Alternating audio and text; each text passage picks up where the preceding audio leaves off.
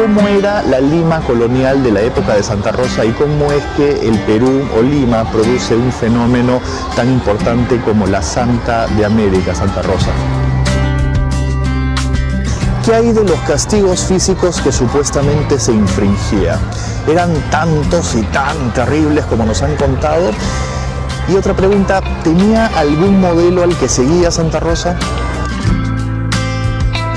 ¿Era considerada una persona normal ella en esa época? ¿Y qué tan común era ver a gente como ella en esos días? Y por último, ¿cómo se convirtió en la primera santa de América? ¿Cómo se convirtió el Perú en ser el primer país en tener su propia santa?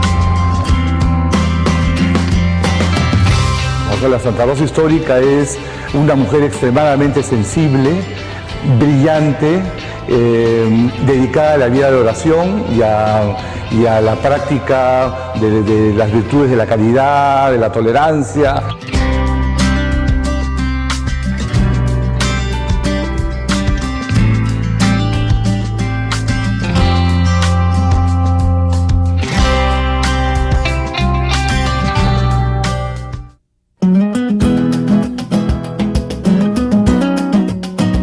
Tenía 50 años de fundada cuando nació Isabel Flores de Oliva, que más tarde sería coronada como santa con el nombre de Rosa de Lima.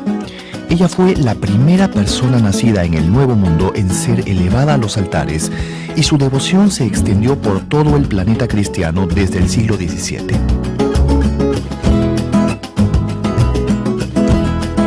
Rosa nació el 30 de abril de 1586, cuando el virreinato del Perú vivía un temprano esplendor, gracias a una enorme producción de plata extraída de Potosí.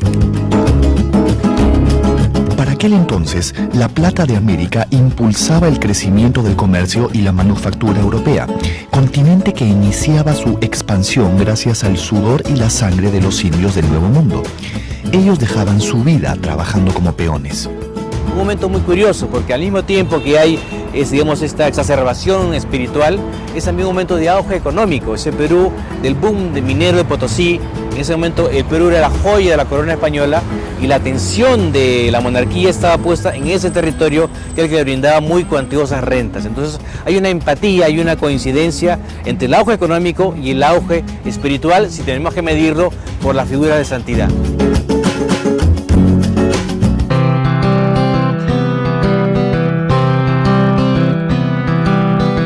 Durante el largo gobierno del virrey Marqués de Montesclaros, en los albores del siglo XVII, Lima se enriqueció mucho y se comenzaron a inaugurar muchas obras públicas. Una de ellas fue este puente de piedra que unía la capital con el distrito de San Lázaro, que ahora es el Rímac. Bueno, este virrey también ordenó hacer un censo que arrojó como resultado que Lima tenía 25.000 habitantes, más o menos la mitad de la capacidad del Estadio Nacional. Imagínense esa Lima de 25.000 habitantes comparada con lo que es ahora una ciudad de aproximadamente 8 millones de personas. Yo creo que a las personas que han vivido en el pasado, en este caso a Santa Rosa, que vivió en una Lima muy religiosa del siglo XVII, donde más del 10% de la población utilizaba el hábito religioso, ¿no? Hay que estudiarla en su contexto y con las categorías mentales que ella tenía, para comprenderla, eso hay que, y no para juzgarla, ¿no? Hay que aprender a pensar con ella y no tanto a pensar sobre ella.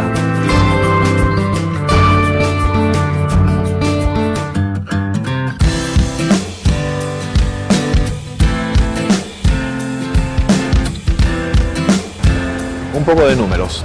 De los 25.000 habitantes que tenía la ciudad de Lima, el 10% aproximadamente eran religiosos, entre agustinos, franciscanos, mercedarios, dominicos, clérigos y monjas enclaustradas. A menos de un siglo de su fundación, la ciudad tenía alrededor de 40 iglesias y capillas que oficiaban unas 300.000 misas al año. Bueno, todos estos datos es para que vean lo importante que era la religión en esos días. Lima era una ciudad monasterio.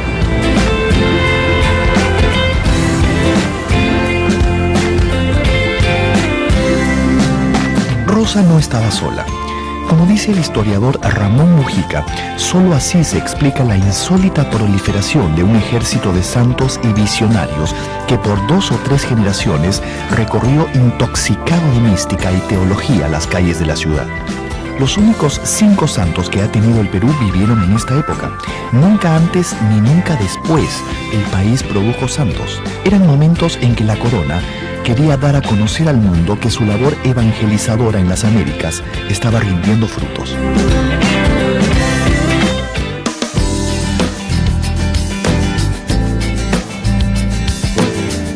En un sector apartado de la ciudad estaba situada la casa paterna de Isabel Flores de Oliva. Esta es la casa, o era la casa de Santa Rosa de Lima. La casa era esto y luego se unió al terreno de iglesia que queda allá en la siempre bulliciosa avenida Tacna.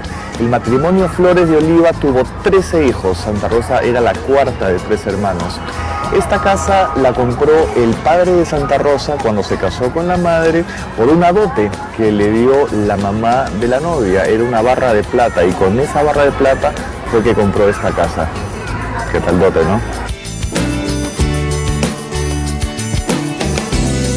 Su padre era Gaspar Flores, un soldado del ejército español, específicamente un modesto arcabucero de la Guardia Virreinal de origen puertorriqueño. Su madre era María de Oliva, una criolla limeña.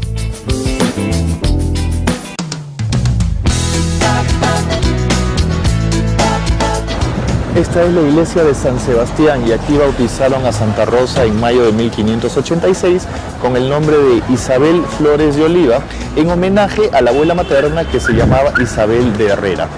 Bueno, a los pocos meses de haber nacido, un día o una noche estaba en su cuna Santa Rosa y una criada india se acercó y la destapó para ver si ya se había quedado dormida y se quedó asombrada de lo rojas que eran sus mejillas y de la belleza de su cara. Entonces llamó a las otras criadas y todas se quedaron mirando a esta criatura tan bonita y estaban tan admiradas que llamaron a la mamá de Santa Rosa que vino, la cargó en brazos y le dijo algo así como: hija de mi alma y de mi vida, mientras yo viva solamente te llamaré Rosa. Para desgracia de su abuela que se quedó picona porque no le pusieron su nombre. Bueno, hay que tener en cuenta que en esa época no existía el nombre Rosa, era un nombre floral. En el virreinato no había ninguna otra Rosa, ¿no? Como ahora que es uno de los nombres de mujer más comunes que hay.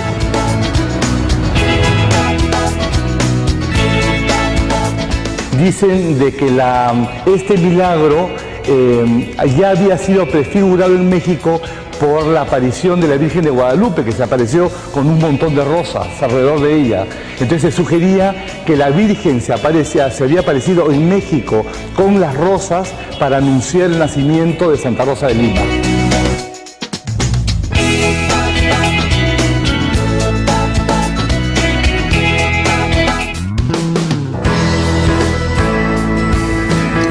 A los 5 años comenzó su vida espiritual. Hizo voto de castidad abominando lo que era vanidad del mundo.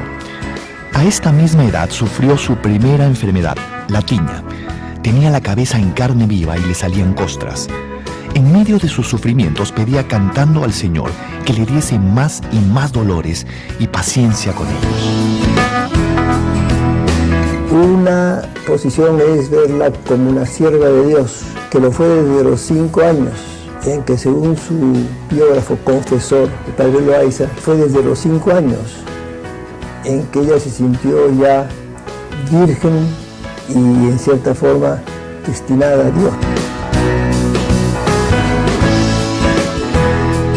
Su hermano Hernando cuenta que nunca le gustaron las muñecas porque decía que en una muñeca había hablado el malo, es decir, el diablo. Por esos años también empezó a hacer grandes abstinencias. Ayunó muchos días a la semana sin que su madre lo supiera. Sus ayunos eran a pan y agua. A pesar de sus ayunos, su rostro no se demacraba. Seguía tan fresco y lozano como siempre, pero su familia estaba intrigadísima por sus actitudes. Los tropiezos con su madre empezaron a surgir, ya que ésta quería siempre arreglarla, ponerle flores en el cabello y hasta se lo llegó a pintar de rubio. Pero Rosa era muy obediente y trataba de no desairarla. Llegó a ser desde muy niña una excelente costurera y con lo que ganaba ayudaba a sus padres y hermanos. En Entre su madre y su abuela hubo algunas diferencias sobre la cuestión del nombre. La abuela no quería que le quitasen el nombre de Isabel y la madre que se había de llamar Rosa. Por esto la niña fue donde su confesor a pedirle consejo. Este le dijo que estaba más obligada a obedecer a su madre que a su abuela y que se llamase Rosa. Salió del confesionario muy consolada y se hincó ante el altar de la Virgen prometiéndole que de ahí en adelante en el nombre de Rosa se añadiría Santa María y se llamaría Rosa de Santa María.